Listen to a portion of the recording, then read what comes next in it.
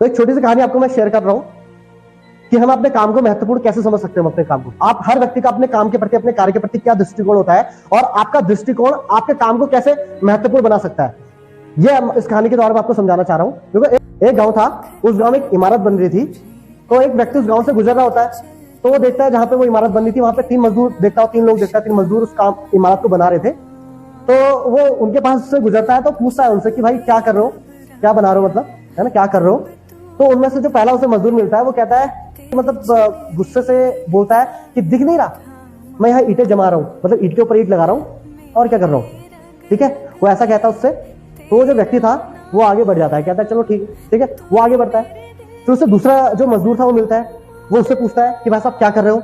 तो जो दूसरा मजदूर होता है वो कहता है कुछ नहीं है, मैं एक दिन के 600 रुपए कमा रहा हूँ और कुछ नहीं। वो कहता है ठीक है। फिर वो आगे बढ़ता है, वो तीसरा जो मजदूर था वो उससे पूछता है कि भाई साहब क्या कर रहे हैं। ठीक है, वो कहता है कि भाई साहब मैं इस दुनिया का सबसे सुंदर गिरजाघर बना रहा हूं।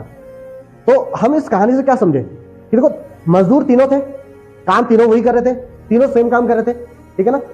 अब तीनों का दृष्टिकोण अलग था अपने काम के प्रति। एक में 2 व्यक्ति थे जिनसे उसने पूछा था, वो अपने काम से खुश नहीं लग रहे थे, ठीक है ना। पर जो तीसरा मजदूर था, काम तो वो भी वही कर रहा था, तो विचार, उसकी जो थिंकिंग थी ना अपने काम के प्रति, जो उसकी सोच थी वो बड़ी महत्वपूर्ण थी। उसे ये नहीं लग रहा था यार मैं मजदूरी कर रहा हूं, उसे ये लग रहा था कि मैं इस दुनिया का सबसे सुंदर गिरजाघर बना रहा हूं।